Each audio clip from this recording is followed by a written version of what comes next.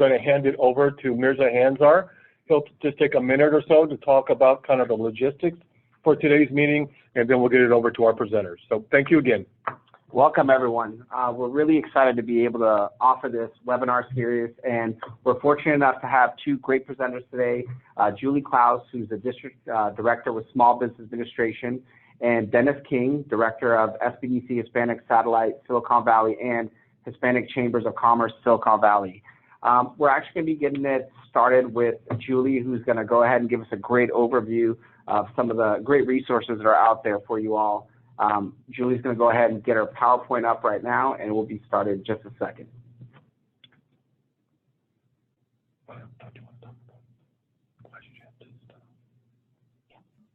Mirza, are you able to launch my PowerPoint? We're getting it up right now. Perfect.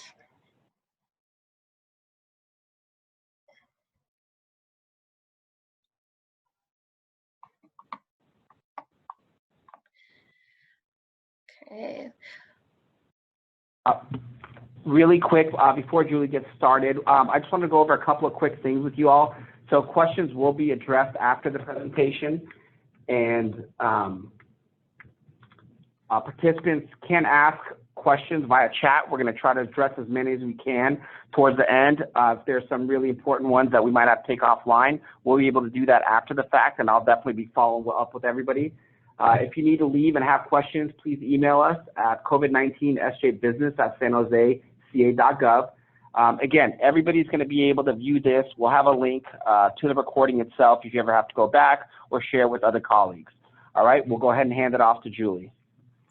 Okay, thank you. I'll just start talking while I know Mirza's going to share my presentation with everybody. So thank you all for joining us today. I have a lot of information for you that I'll try to synthesize and make as understandable as possible. I realize that today I might not be able to answer all of your questions, but I can say with confidence that everyone at SBA is working really diligently to create these new programs and launch them and get the information to you and to all of our partners as quickly as we can. And so if we're ready to go, I do make the caveat on this presentation that things are still changing and evolving daily, sometimes hourly, especially as we look to launch the new programs that were a direct result of the CARES Act that was signed into legislation Friday. So this is current as of this minute, and please double check our website for the most up-to-date information. So if we go to the next slide, I can start talking. So there's a lot out there, so I tried to capture it into different buckets to make it a little more digestible.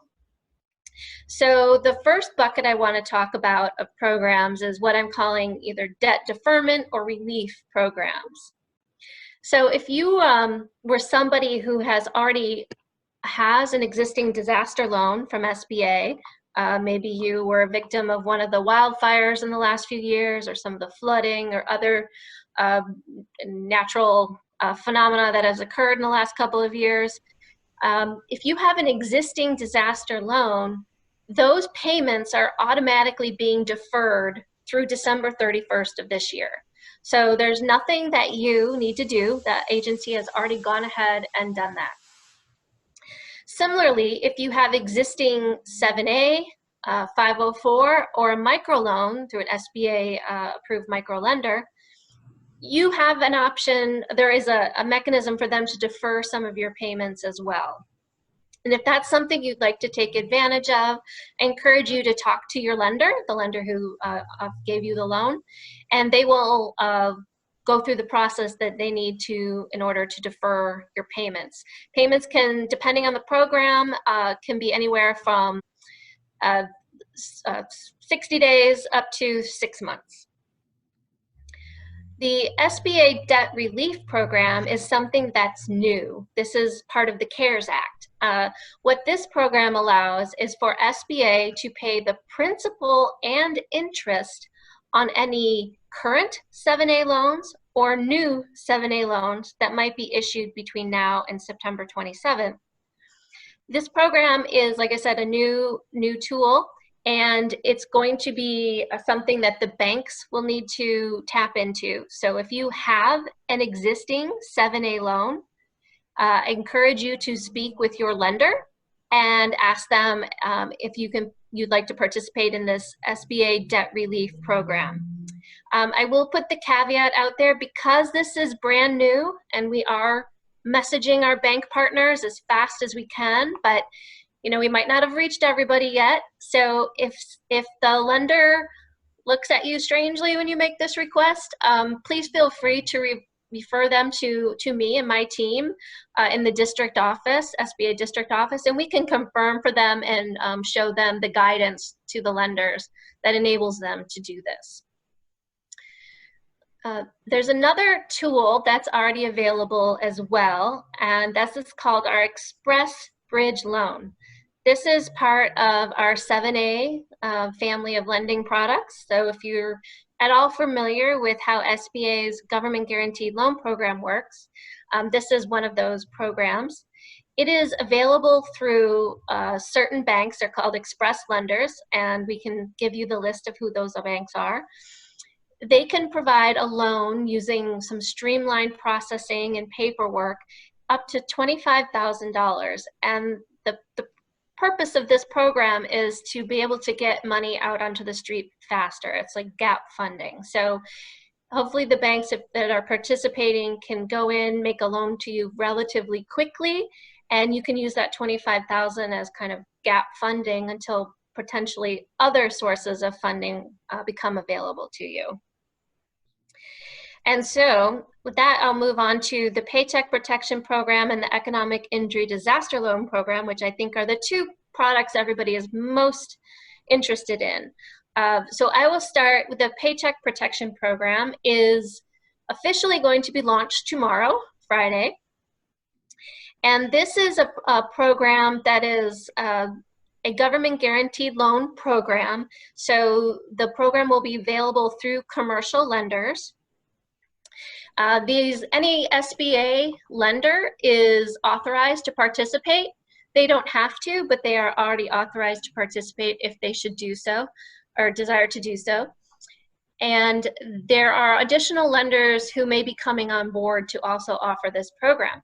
So as of about an hour ago, I'm happy to announce that there is actually a website, a tool on our website, our SBA.gov website, that allows you to search and find which of our lenders are going to participate in the PPP program. So at the end of the presentation, I do have that, or I think on the next slide, actually, I have the link to that. This program is kind of more narrowly tailored than most of our lending programs and tools. It is for up to 8 weeks of payroll costs, and that includes benefits. And you may be able to use the funds to pay interest on mortgage or rent and utilities. So payroll costs are being defined as, salaries, wages, other tips even, as long as it does not exceed $100,000 annualized per employee. We're also including in the payroll cost buckets some benefit costs that you might have.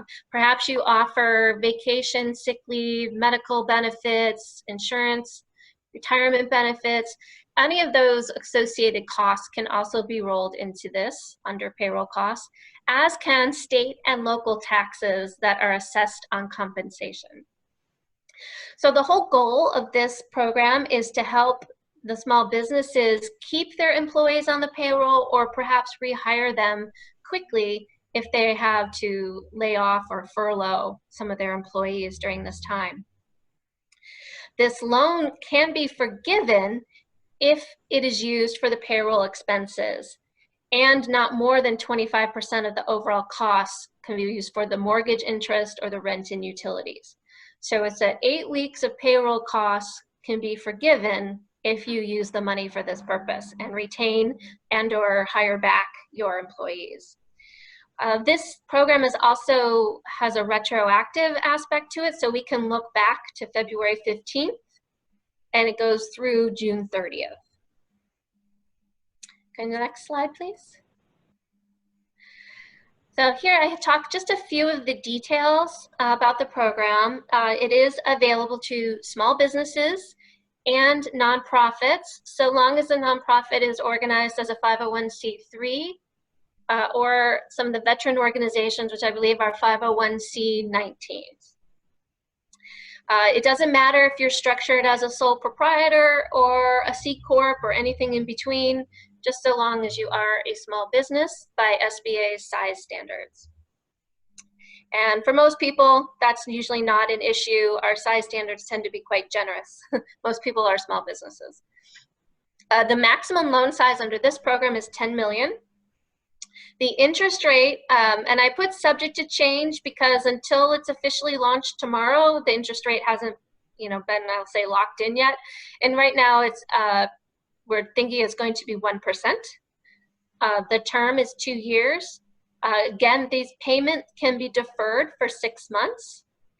And what's really unique about this program is that the banks are receiving 100% guarantee by SBA, and there is no collateral required. There is no personal guarantee required, and there are no fees, borrower lender fees, that you as a borrower might be responsible for to SBA.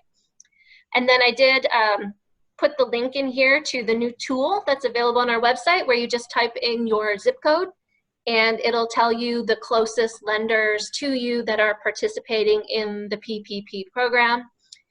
They did, like I said, just launch this tool, and I expect it will be updated throughout the day, tomorrow, and in the future as additional lenders come on board and decide they want to participate. Okay, so can I have the next slide? We'll talk about, switch gears and go to the economic, other way, please. Oh, I think we went too far. Economic Injury Disaster Loan Program. So this program does exist right now. It is active, it is open, anybody can apply right now. This program for California was launched about 2.5 weeks ago. This is a loan that is a low interest loan for working capital to any small business that has suffered some sort of economic injury as a result of the COVID-19 and its effects. So this is a loan that's meant to help you pay any existing operating expenses that you might have. This could include things like rent and payroll, accounts payable, utilities, any like other short-term debts you might have, like your credit card bill, monthly credit card bills and such. It can also include what I'll call extraordinary expenses. These are things that maybe you didn't ordinarily have to pay for, but you do now as a result of COVID-19. So perhaps you need, protective gear for your employees if they're still working right now, and maybe you need to retrofit some of your equipment or your space to make accommodations as a result of COVID-19. So anything that was above and beyond what you would normally have to incur on a regular routine basis. So this loan is different from the PPP that we just talked about because this loan is actually available directly from SBA. SBA, you apply directly to SBA, we will process it, and we will disperse the funds directly from the US Treasury. So there's no third party involved and no middleman that you need to interact with for this program. This program has a maximum loan size of $2 million. And if we go to the next slide, there's a few more details about the program. It is also obviously for small businesses and nonprofits are also eligible for this program. This program does, for any loans that are under $25,000, there is no collateral required. For loans that are over $25,000, we will ask the business to pledge available business collateral. But this is also a situation where if there is a lack of collateral, that's okay. SBA will not decline the loan because there's a lack of collateral. And we realize there's a lot of service and other businesses that you might only have your computer equipment and maybe some office furniture, and that's it, and that's okay. The interest rate for this program, if you're a small business, is 3.75%. And if you're a nonprofit, it's 2.75%. This is a fixed rate. There are no fees attached to this, no points, no closing costs. And the loan term is 30 years. I think they're almost standard going 30 years for all of these EIDL loans. The next slide, please. Again, it would just have to be a small business. You can go on to the next slide. And while we're a form of business, same with the PPP, the form of business you have, whether you're a sole proprietor, C Corp, anything in between, that's okay. All are eligible to apply. But there are some ineligible businesses or ineligible activities. And this is what's going to highlight a few of those. So gambling concerns. So if you're a casino, you would not be eligible for this program. But if you run a corner store and you sell lottery tickets, so long as a third of your revenue is or greater isn't derived from the lottery tickets, you will probably still be eligible. Your business has to be obviously for legal activities, and by that we mean legal activities at the federal level.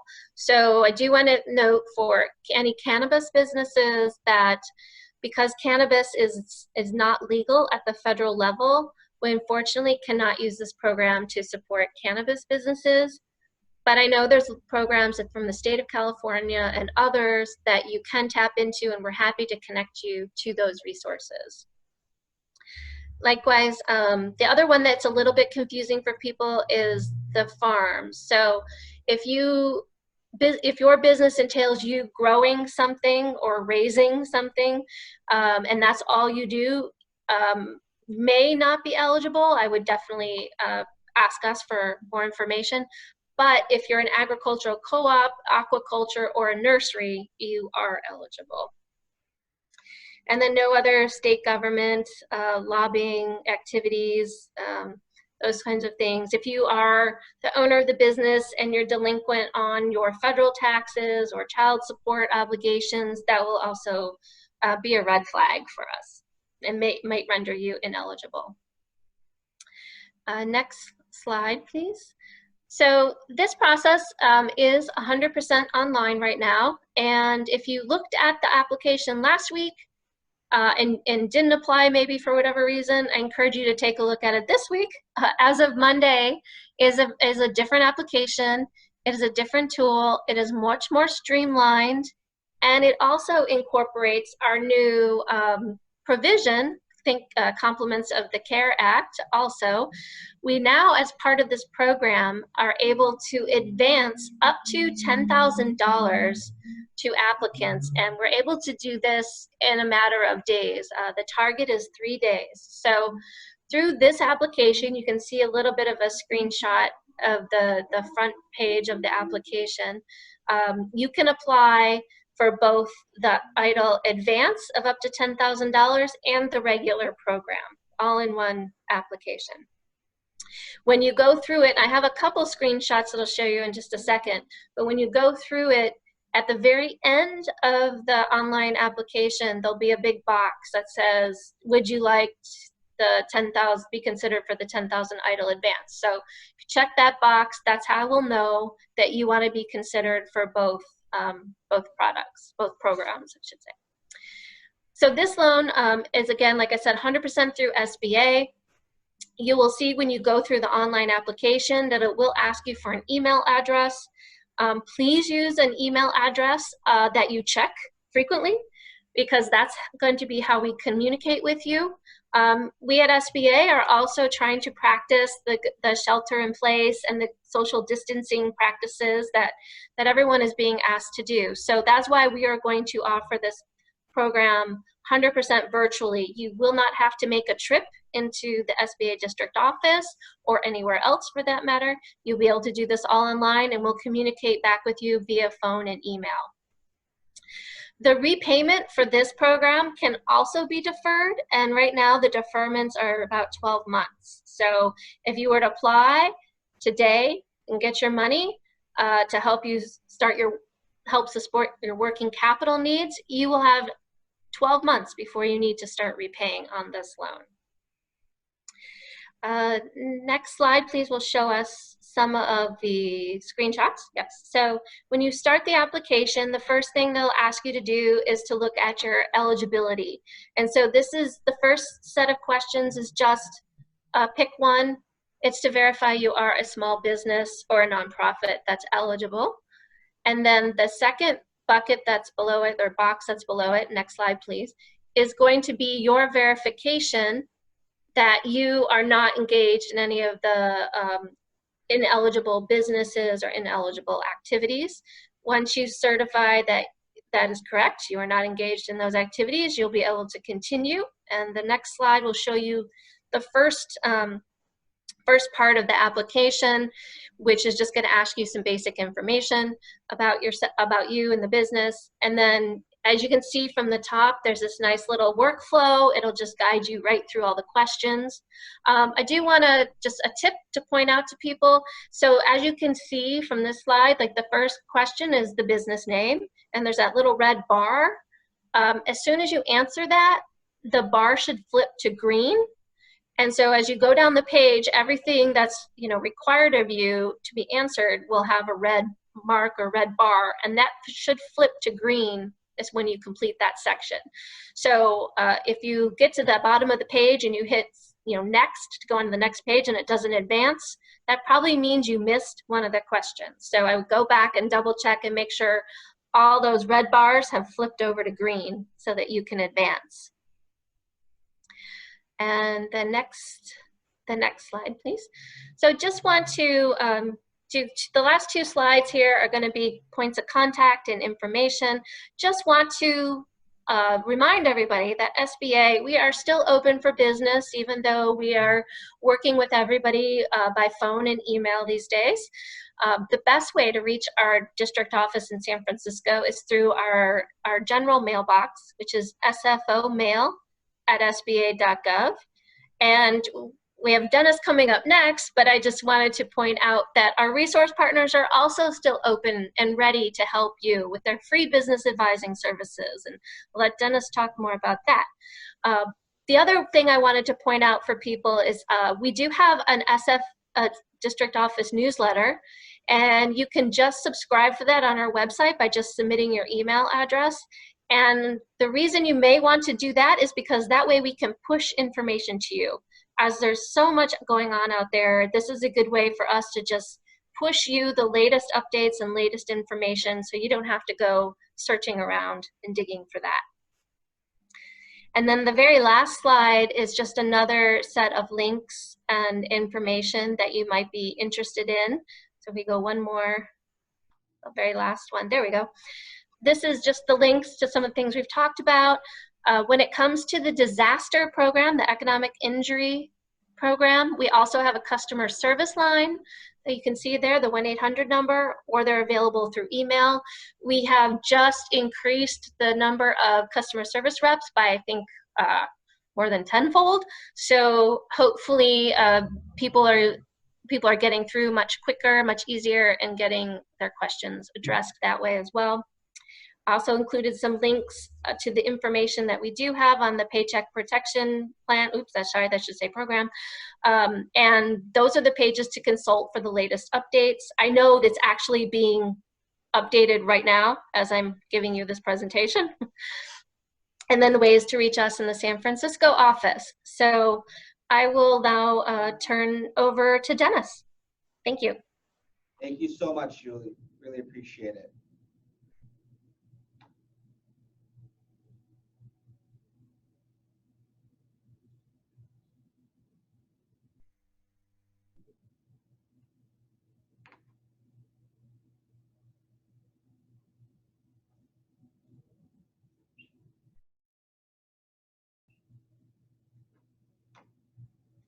All right, and now we're going to have Dennis. Thank you.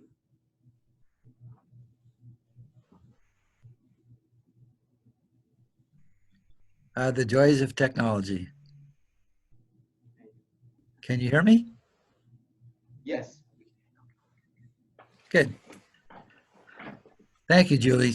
You notice she covered a lot of ground. This is definitely a moving target as there's lots to go over. I'm going to skim through a few things about us. Essentially, the Small Business Development Center basically represents the people with the boots on the ground here in Santa Clara County.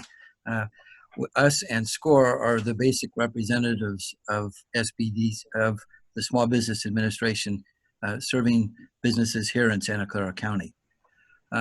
Today, I'm going to be focusing particularly on how we help clients to apply for the SBA loans and other resources. I do want to remind our folks is that our services are always free.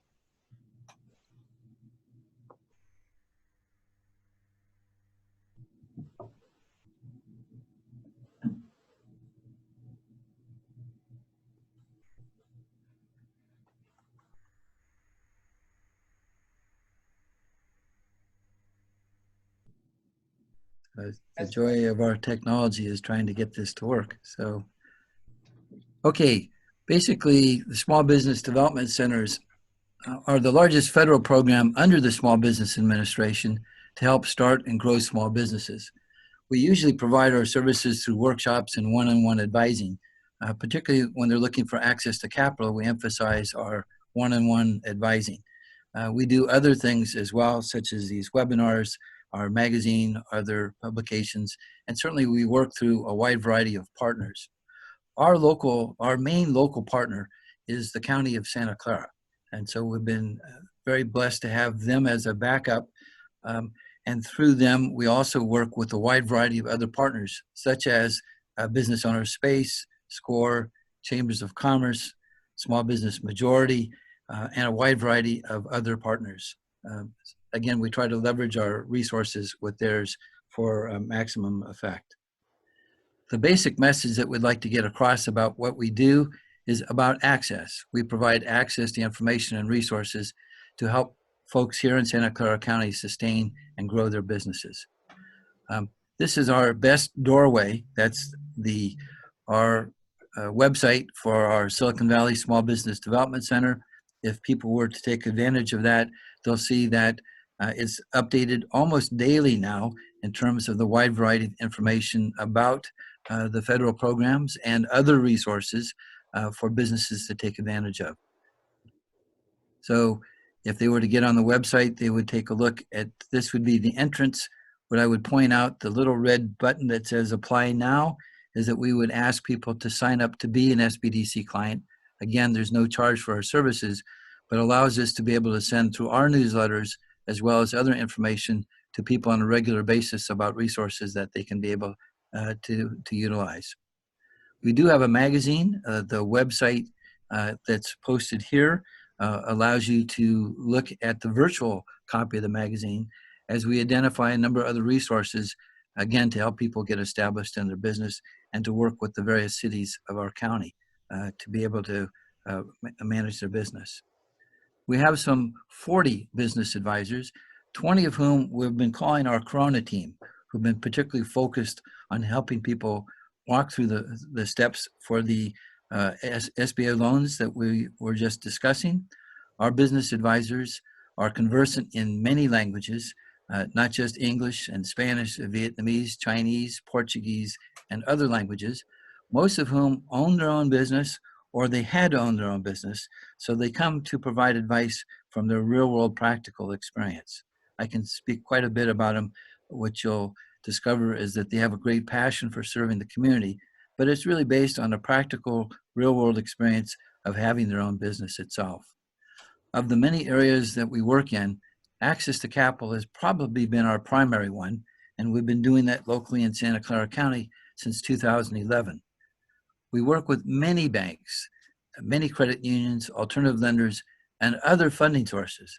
But if there's anything that we'd really like to get across is that when we work with these organizations, we're really on the side of our clients. We don't get funded from these various organizations.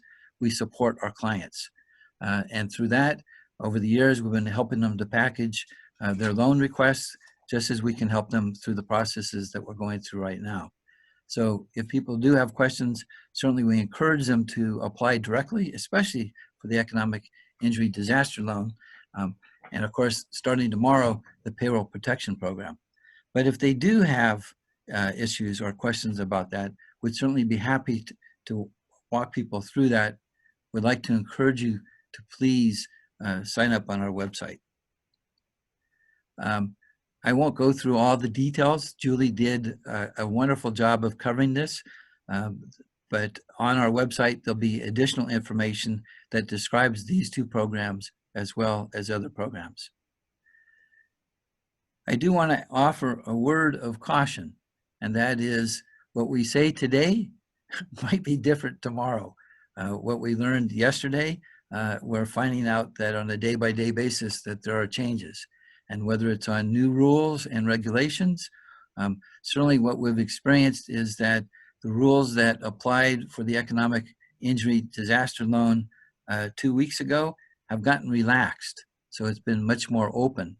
One of the thoughts would be, as a tip, is that if you've applied 2 weeks ago, but you don't have a number yet, you should probably reapply, because you'll find that there are some opportunities that didn't really exist 2 weeks ago. If you've been rejected already, there's a good chance that the rules may have changed that might be able to include you again. So don't give up on that. But I do have to recognize that you need to be careful.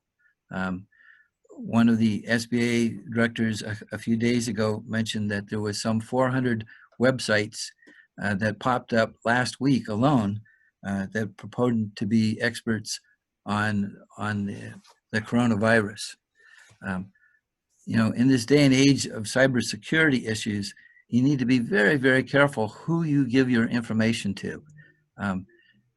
Which you need to be aware that if people volunteer to help you and walk you through the process, be careful in terms of where they're coming from. If they ask you for a credit card number, right away, that's a red flag. We don't charge for our services. There is no cost to apply for the economic injury loan.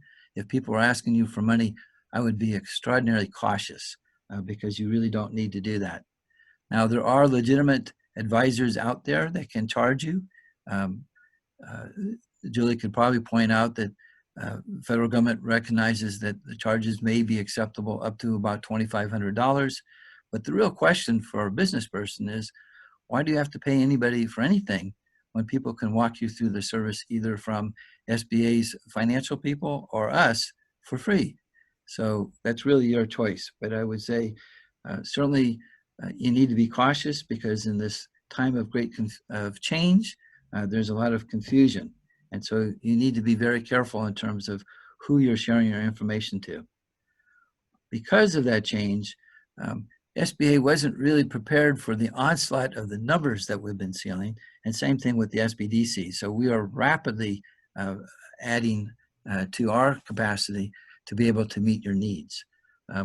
We are in very close contact with the SBDCs of Northern California. We meet on a regular basis. Starting next week, we're going to have an 800 number so that people can go to at least find out from us where the situation might be or what changes are taking place. We're also going to be instituting next week a program that's going to go on every other day as a Q&A, so that if people have particular questions about they apply, beyond working with our particular advisors, they'll be able to answer, or at least seek answers for other questions that they're dealing with. The bottom line for us, if there's any takeaway, is that if you've got any question at all, please apply. If there's an opportunity to make adjustments in what you're doing, now is the time to be able to do it.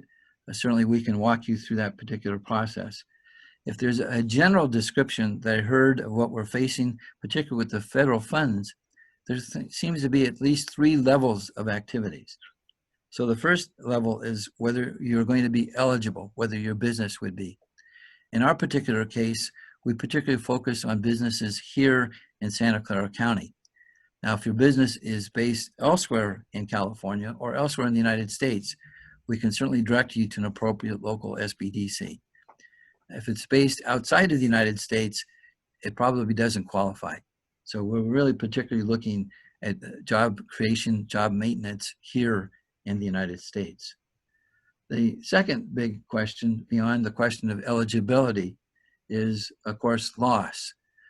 Both programs are really targeted to be able to document the fact that you've lost something, that you've had a negative financial impact because of the virus or because of the fear of it. So you're going to need to document it at various times. That should not stop you from applying, though.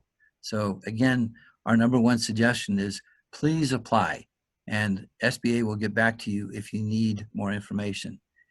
If you applied before last Sunday, you might want to consider reapplying. It could be adjusted again, particularly if you're going to be looking for a $10,000 advance. That's most likely to be forgiven. When your SBDC people work with you, they'll also be working with you to answer SBA's question about your capacity to repay the loans. These are loans, but there are elements that are going to be forgiven. They're not exactly called grants, but in effect, that's what they are. The whole purpose of this is to back up your quest for success. We value what you do. We want you to be successful. Our basic bottom line for us, over and over again, we're here for you. With that, Jeff, I think that's at least a quick wrap up. I'm very eager to look at the questions that we might be facing. Thank you so much, Dennis. Really appreciate it. We're going to go ahead and we're going to open it up for Q&A. We're just going to go ahead and get our PowerPoint up real quick. And then we're going to try to go through as many questions as possible. Please do keep in mind that there's some that might have to be taken offline. And for that, we want to go ahead and share the email address where you can actually ask any questions, both in Vietnamese and in Spanish. And that's at COVID-19 sjbusiness@sanjoseca.gov. All right, we're going to go ahead and pull up some of the Q&A. Bear with us 1 second.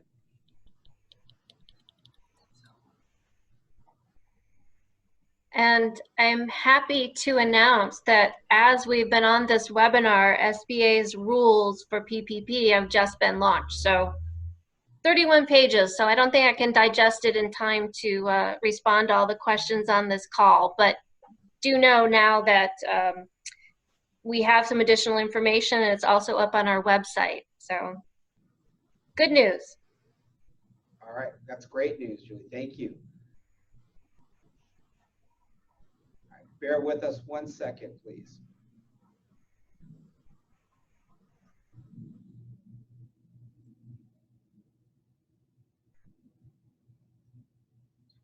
All right, so the first question is going to be for, I believe is for, let's see. Can people pledge personal collateral instead of business? I'm assuming they mean for the EIDL program, since PPP doesn't have a collateral requirement. They're really only looking at business collateral, and remember, a shortfall in collateral is not a negative thing in this particular situation. So I don't think we need to look at your personal collateral. Okay, great. And does PPP apply to self-employed? Yes, self-employed people will be eligible as well. Great. All right. All right. Next question. So, is EIDL loan eligible for 6-month relief? Oh, for the debt relief, I presume?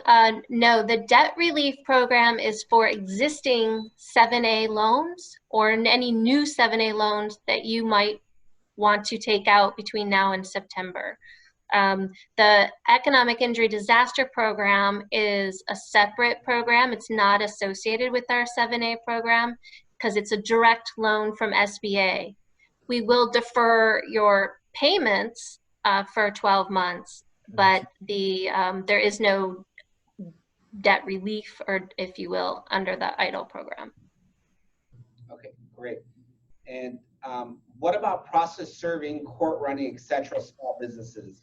And if that can apply to them as well.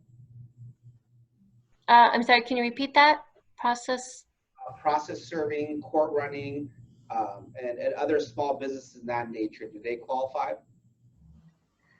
Yes, as long as you're a small business, you should qualify. If you have any particular circumstances, we'd be happy to talk to you offline, either myself or Dennis and his team. Okay, great. And I believe we have two questions around this. Is there any possible way just to touch upon the 10,000 advance, and does everybody get the 10,000 and do they have to repay it? Yeah, so the EIDL advance of up to $10,000 is the new enhancement for the CARES Act, and that portion up to 10,000 is a forgivable loan. So you could have a circumstance where somebody applies for the EIDL advance, and they also need additional funding to cover the other existing obligations they have. So let's say that they get 8,000 of the 10,000 for the EIDL advance, and then they get another 100,000 under the EIDL program. That 8,000 that was under the advance is the forgivable portion, and the 100,000 would be the term loan with the 12-month deferment before they start paying on that. Julie, on that note, Yep. For those that have applied before last weekend, but they was not aware about that advance, would it be recommended for them to reapply, and specifically for their advance? Yes, that is a good point. Thank you, Dennis. So if you applied before Monday morning, pretty much, and you are interested in obtaining or applying for the EIDL advance, you do need to go into the new online application and apply for it. Your current application is still going to stay in the queue. You're not going to lose your place. You're not going to be adversely impacted. But if you are interested in the EIDL advance of up to 10,000, we do need you to go in and apply. And the reason for that is that because it came out of the CARES Act. The CARES Act was just authorized on Friday.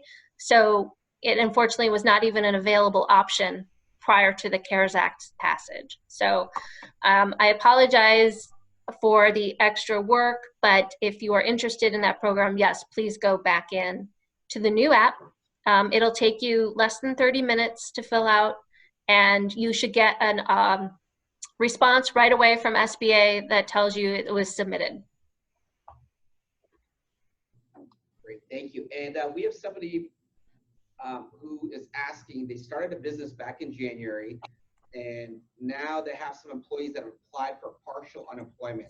They wanted to see if they're still eligible for the PPP program. The details are in the rule that was literally just posted, but the theory is that if you are going to rehire them back at the full-time level, then yes, that is our payroll costs that you can ask for under the PPP program. If you're intending to bring them back on some sort of part-time basis, that I'd need to read the rule to see if it addresses that specific topic. Okay, thank you. And again, just as a reminder, we're not going to be able to go through all the questions, and some of these questions are a little more detailed where they might have to go online. So again, if you have information that's not being addressed right now, please email us at covid19sjbusiness@sanjoseca.gov. All right, and the next question we have is, if you find a place that does PPP near you, but you don't have a bank account directly with them, is that okay? Yes, you have your choice of going to any bank that has indicated they're going to participate in the PPP program. Great. So is the EIDL a grant? No, EIDL is a loan program. The new enhancement is that the EIDL advance up to $10,000 is a forgivable portion of that loan.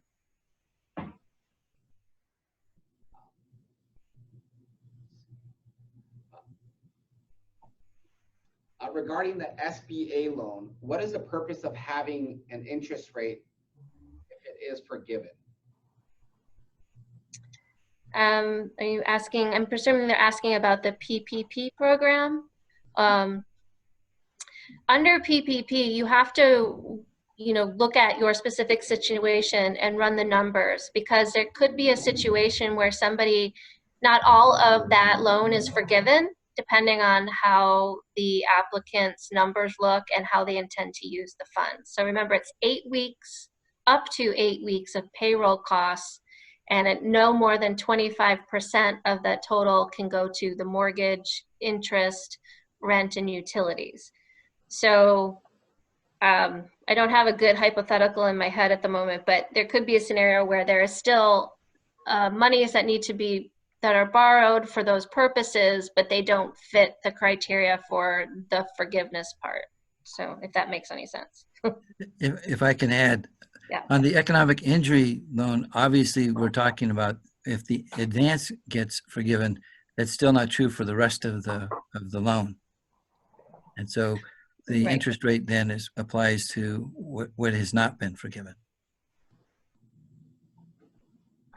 Yes, thank you, Dennis. Thank you. And somebody had somewhat of a follow-up question to that. Assuming they're approved for both loans, EIDL and PPP, can you use PPP for 8 weeks payroll, and then after that use EIDL to cover payroll for 8 weeks? That's part of what I need to read in the rule to see what the interplay will be between the EIDL program and PPP. We do have a concept in the disaster programs of avoiding duplication of benefits, and I believe will apply in this scenario. And what that means is that you can't get different tranches of money from different sources to cover the exact same financial need.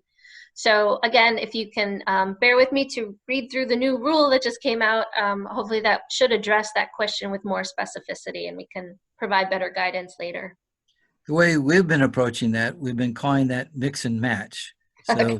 So yes, absolutely. You can't get more than one funding for the same thing, but which one is the best for you at any given time? Certainly people can and are encouraged to apply for both, but you do need to synchronize. And that's where I think having some time talking to advisors is probably a good investment of your time. Yes. What I've been encouraging businesses to do, and they could do this today in anticipation of applying for PPP tomorrow, perhaps, is to look at your specific financial situation. And if you've never sat down and really looked at your expenses and where they are and how much they are and in which bucket they fall, payroll and those associated expenses or everything else, I encourage you to do that. And you can use an advisor to help you with that process if you would like, because once you see that and you see what your specific needs look like, then that will help you decide which of these programs might be more advantageous to you. Great, thank you, Julie. And another question. So the 100,000 cap on salary, does that mean that execs who make over 100,000 are not eligible? Or does that mean the person whose salary is over 100,000 is not eligible? I believe they can only claim up to 100,000. So it's not that they can't necessarily be included in the payroll number, but only up to $100,000. Great. And will PPP apply to temps hired through an agency? The temps hired by the business? Through an agency, so it could be through a hiring agency or. Well, they have to be employees. Yeah. So some agencies retain ownership of the employee status. So we're really looking for the employees themselves. Now, it is an expense. Right. That could be something that could be claimed under EIDL, but if they're not employees of the business that's trying to apply for the PPP, they probably can't be included. Okay, great.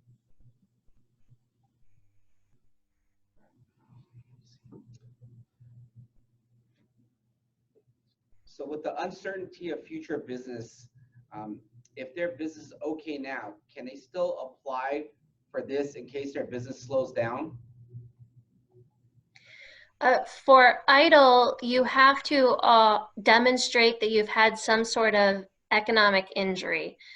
So usually that is showing that your revenues have been impacted negatively. You've lost revenue. Obviously, there's a lot of businesses that had to close entirely because they may have been deemed non-essential right now. So we're looking for businesses that have impact already before they apply for the EIDL program. The PPP program is a different standard because we're looking at payroll, and the goal is to help you keep and or rehire your employees. So probably have to look to have an offline question to see what their scenario is with their employees. But for EIDL, you do already have had to be suffered a loss. I mean, and that's not to say that the repercussions of COVID-19 aren't going to impact you in the future as well, but you do need to already demonstrate a loss or economic injury of some sort at application date. Great. Okay. Perfect. There's definitely still a few more questions. We're going to be able to follow up after this with a number of folks that have asked some more detailed questions. We definitely want to, be cognizant of Julie and Dennis's time to be able to answer some of these, and considering there's some new regulations that were released, I'm sure there's still a lot of information that's been updated as of right now. So again, if anybody has questions that haven't been answered, or if you think of anything later on, please go ahead and email us at covid19sjbusiness@sanjoseca.gov. And I'll actually be following up with an email, including that email address. And for anybody that's interested in obtaining a copy of this webinar or would like the link to be able to view it again, I know there's been a lot of slides and a lot of information, but we definitely want to make sure you have access. So I'll be following up with everybody who attended this webinar with that information, most likely by tomorrow.